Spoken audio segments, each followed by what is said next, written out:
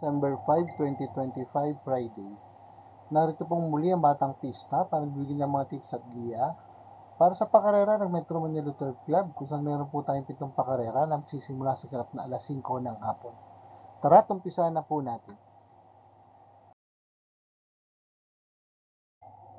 Race number 1, the start of winner take all, covering races 1 to 7 with a distance of 1,200 meters. 3-year-old and above maiden race placers.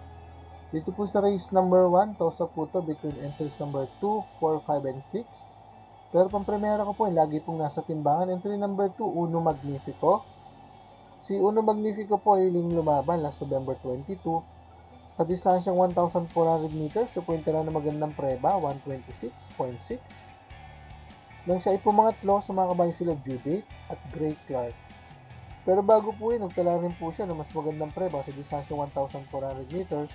Dito po sa Carrera Metro Turf, last October 19.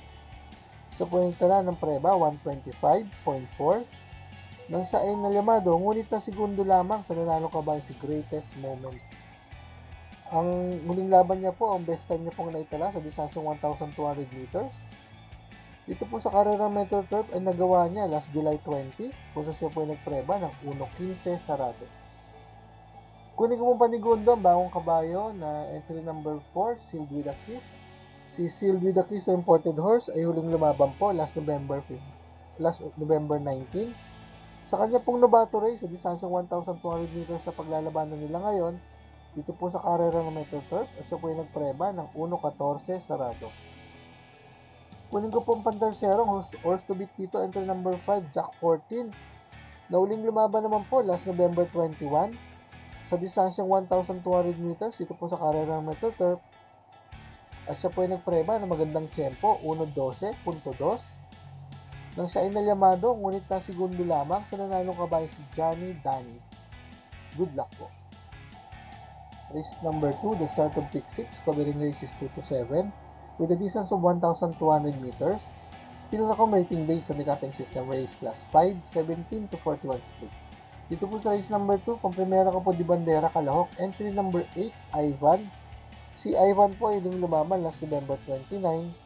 Sa distansyang 1,400 meters sa Carrera ng Metro Turf, so po yung nagpreba ng 128.8. Nang siya ay pumanglima, sa mga kabayan sila Made for Trophy at Ichi Run Run. Ang huling laban niya pong naitala sa distansyang 1,200 na paglalabanan nila ngayon, dito po sa Carrera Metro Turf, ay nagawa niya last November 21. Kung saan siya po ay nagpreba ng 114.6 nang siya ay nasegundo sa nanalong kabayan si Laguna de Bay. Nandun din po yung entry number 2 na si Angry Maxine, nadikit lang po sila at nagpreba rin po ng 114.6. Pero bago po yung si Ivan po ay lumaban sa mas mabang karera ng 1,400 meters dito po sa Carrera Metro Turf. Last November 9, kung saan siya po yung impresimong panalo, 127.8. Nang tinalo niya, ang mga kabayan sila Doña Chichay at ang tumalo sa kanya na si Laguna de Bay. Kunin ko po panigundo, entry number 5, Imperial Queen, na huling lumaban naman po. Last November 23, kung saan siya po nagpreba ng 128.2 sa 1,400 meters. Dito po sa Carrera Metro Turf, ang siya ay pumang-apat. Sa mga kabayan sila Captain Det, Margo at Don Damiano. Ang huling laban niya pong naitala sa distansyang 1,200 meters sa paglalabanan nila ngayon ay nagawa niya last August 10 kung siya po ay nagpreba ng 114.8 sa distansyang 1,200 meters na po.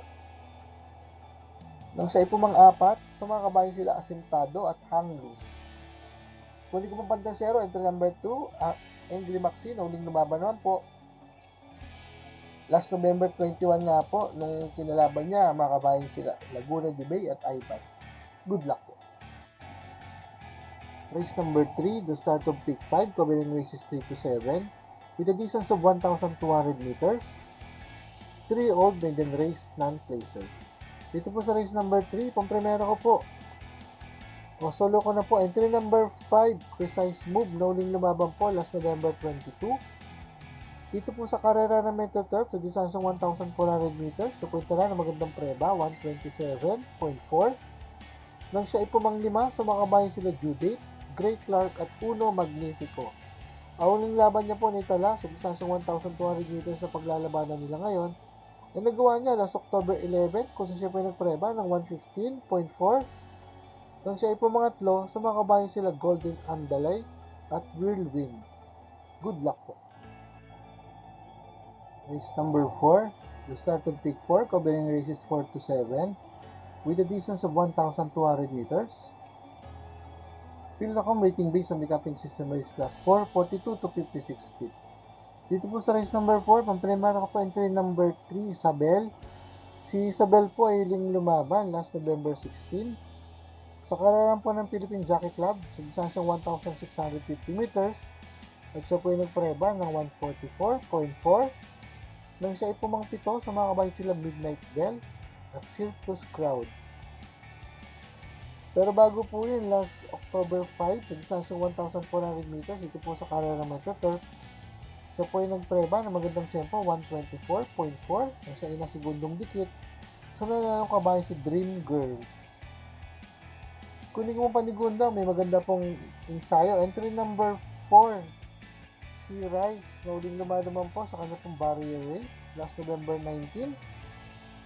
Sa karerahan po ng Metro Turf, sa distansyang 1,200 meters na paglalabanan nila ngayon, at siya po ay nagpreba ng magandang tempo, 112.8. Kunin ko na rin pong pantersero, maganda po tinakbo nakaraan. Entry number 1, Sandiga, na uling lumaban po last November 9, kung sa siya po ay nagpreba ng 124.8. Sa distansyang 1,400 meters sa paglalabanan nila ngayon, dito po sa career Metro Turf, nung siya ay na tersero, sa mga kabayan sila Goddess Soteria at Lance in Gray. Ang uling laban niya pong naitala sa distansyang 1,200 meters sa paglalabanan nila ngayon, ay nagawa niya last July 25, kung sa siya po ay naitala ng napagandang preba ng 1.8 nang tinalo niya ang mga kabayan sila War Chief at Upscale Bell. Good luck po. Paalaala mga katropang karerista, please click like, subscribe, and hit the notification button para makatanggap ng mga updated videos and race results. Race number 5, the last DD plus 1 event covering races 5 to 7 with a distance of 1,200 meters. Pilnacom rating based on the capping system race class 5, 17 to 41 split. Dito po sa race number 5, pang-primera ko pong mabangan na sa laban, Diadong Kalok. Entry number 7, May Jopay. Si May Jopay po, iling lumaban last November 9 sa distansyang 1,400 meters. Dito po sa karera ng Metro Turf, siya po ay nagpreba ng 130.6. Nang siya ay pumang-apat sa mga kabayan sila Ivan, Doña Chichay at Laguna de Bay. Panigundo ko po entry number 5, Heritage, na uling lumaban naman po last November 19 sa karera ng Metro Turf sa distansyang 1,200 meters sa pinagpreba ng 117 sarado nang siya ay pumangwalo sa mga kabayan sila Impressive Victory, Raven at Aliana. Ang uling panalo pong naitala ni Heritage sa distansyang 1,400 meters dito po sa karera ng Metro Turf ay nagawa niya last October 8 kung saan siya po ay nagpreba ng 130.4 nang tinalo niya ng malayo ang mga kabayan sila Malbatan Island at Sinan. Pero ang pinakamagandang preba niya po na itala sa distansyang 1,200 meters sa paglalabanan nila ngayon. Dito po sa karera ng Metro Turf ay nagawa niya last August 29 kung saan siya po ay nagpreba ng 115.8 nang siya ay pong pito sa mga kabayan sila Lady of Peace at Primera Soldado. Ang tersero ko na rin po, entry number 4, Cat Bike, na huling lumaban naman po last October 8 sa distansyang 1,400 meters dito po sa karera ng Metro Turf. At siya po ay nagpreba ng 130 sarado nang siya ay pumang-apat sa mga kabayan sila Happy Julian at Lapping Tiger. Pero bago po yun, last September 5 sa distansyang 1,200 meters sa paglalabanan nila ngayon, dito po sa karera ng Metro Turf, siya po ay nagpreba ng 115.6 nang siya ay pumangatlo sa mga kabayan sila Primero Soldado at Laguna de Bay. Ang pinakamagandang preba po na itala ni Cat Bite sa distansyang 1,200 meters ay nagawa niya last July 26 kung saan siya po ay nagpreba ng 115.4 nang siya ay pumanglima sa mga kabayan sila Golden Pitita, Gold and Silver. Good luck po.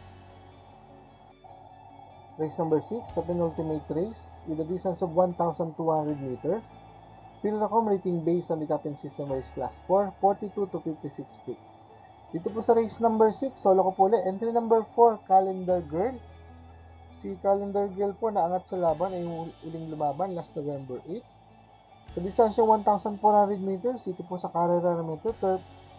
At siya po ay nagtala ng magandang preba, 127, sarado. Nang tinalo niya ng malayo, ang mga kabayo sila Ladybug Red at Mythic Layla. Good luck po. Race number 7, the last race of the day with a distance of 1,200 meters. Pinracom rating based on the capping system race class 5, 17 to 41 speed. Dito po sa race number 7, pang primera ko po, entry number 4, Top Feeling. Si Top Feeling po ay lumaban last November 9. Sa distansyang 1,400 meters, dito po sa karera ng Metro Turf. At siya po ay nagprema ng magandang tempo, 126.4. Nang tinalo niyang dikit, ang makakalaban niya rin ngayon na si Amor My Love, na nagpreba rin po ng 126.4. Pero ang pinakamagandang preba pong naitala ni Top Feeling sa distansyang 1,200 meters na paglalabanan nila ngayon dito po sa karera ng Metro Turf ay nagawa niya last July 9 kung saan siya po ay nagpreba ng 113.2. Nang tinalo niya ang mga kabayo sila Bad Boy MJ at Grand Majesty. Panigundo ko na rin po ay entry number 5 na si Amor My Love. Nauling lumaban naman po last November 16 sa karera po ng Philippine Jockey Club. Sa distansyang 1,400 meters, siya po ay nagpreba ng 127.6. Nang tinalo niya ang mga kabayo sila Speed Dancer at Bada Big. Pantersero ko po, lagi pong nasa timbangan. Entry number 1, Elegant Lady, na uling lumaban naman po last November 23. Sa karera po ng Metro Turf, sa distansyang 1,400 meters, at siya po ay nagpreba ng 127.2. Nang siya ay pumangatlo sa mga kabayo sila Brown Pirate at Right or Wrong. Good luck po. For the complete results of these previous races, you may watch the Batang Pista Rewind results and dividend. MMPC NX Racing Day schedule will be on December 6 and 7, Saturday and Sunday.